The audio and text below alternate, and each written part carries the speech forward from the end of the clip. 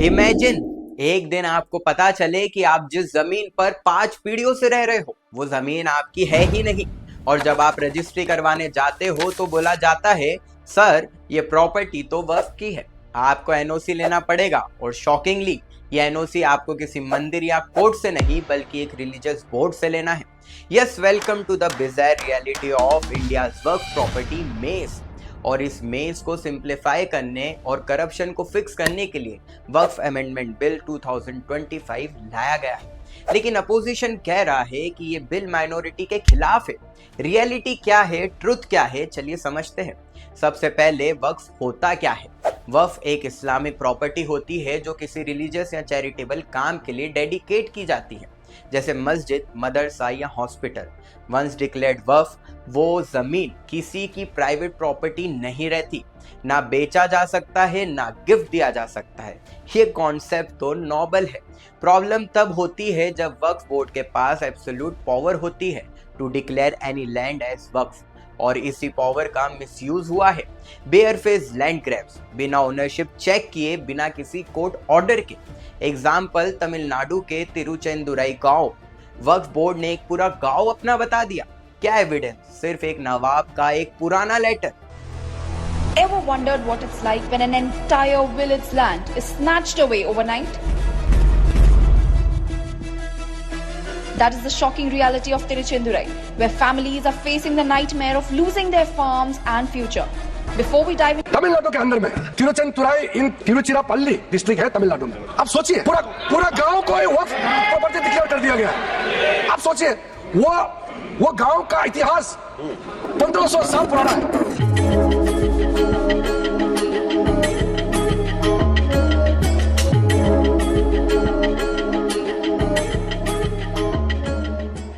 बिहार के गोविंदपुर गांव में 7 हिंदू फैमिलीज अभी भी कोर्ट के चक्कर काट रहे हैं क्योंकि वक्फ ने उनका पूरा विलेज क्लेम कर दिया।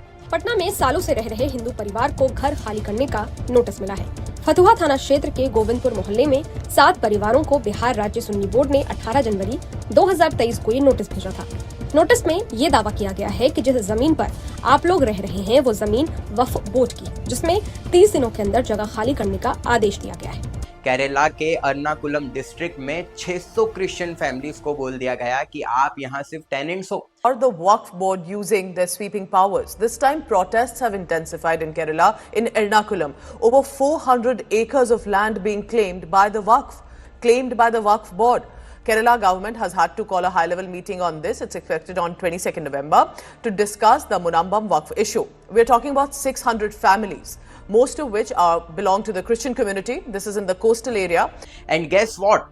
25 स्टेट्स में 5973 गवर्नमेंट प्रॉपर्टीज को भी डिक्लेयर कर दिया गया है। यस, आपका स्कूल ग्राउंड, आपका लोकल पार्क, आपका पब्लिक बिल्डिंग, सब पे क्लेम। 2013 तक 18 लाख एकड़ लैंड वक्फ के पास थी। 2025 में ये नंबर है 39 लाख एकड़। ये आर्मी और रेलवेज के बाद इंडिया का 3rd लार्जेस्ट लैंड होल्डर बन चुका है।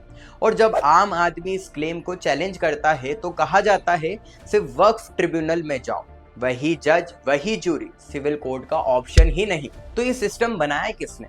2013 में कांग्रेस ने वक्फ एक्ट अमेंड किया। सेक्शन 40 के थ्रू वक्फ बोर्ड को पावर मिल गई कि वो बिना किसी कोर्ट के किसी भी प्रॉपर्टी को वक्फ डिक्लेयर कर सके। और अगर आप चैलेंज करना चाहते हो 60 दिन के अंदर ट्रिब्यूनल में जाओ, वरना आपका हक चला गया।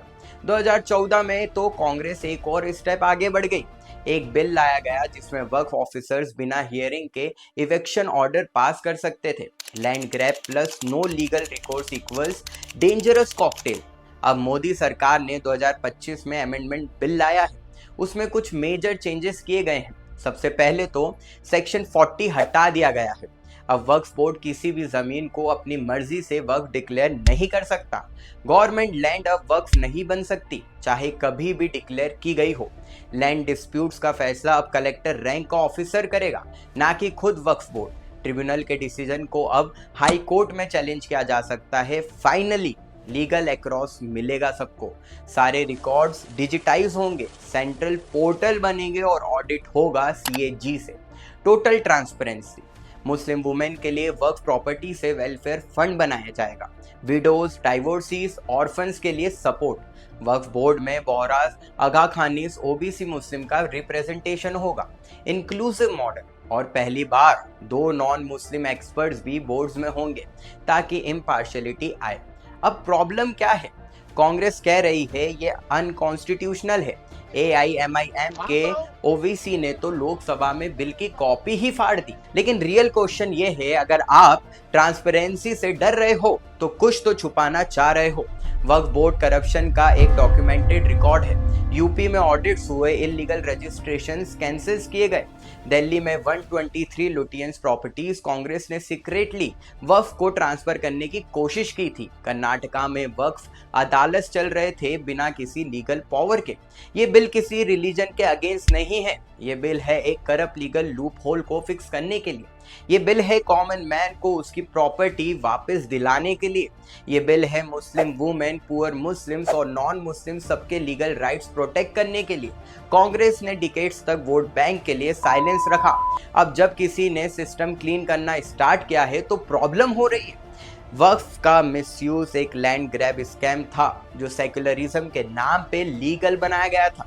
वक्फ अमेंडमेंट बिल 2025 उस स्कैम को डिसमेंटल कर रहा है। अगर आप भी ट्रांसपेरेंसी, अकाउंटेबिलिटी और जस्टिस के साइड में हो तो इस वीडियो को लाइक करो, शेयर करो और कमेंट में बताओ क्या आपके एरिया में भी ऐसे वक्फ के डिस्प्यूट्स हुए हैं। और अगर आपको लगता है कि सच दिखाना जरूरी है तो सब्सक्राइब करो नो चिल पॉलिटिक्स को। यहाँ फैक्ट्स मिलेगा, प्रोपोगेंडा नहीं। जय हिंद, जय भारत।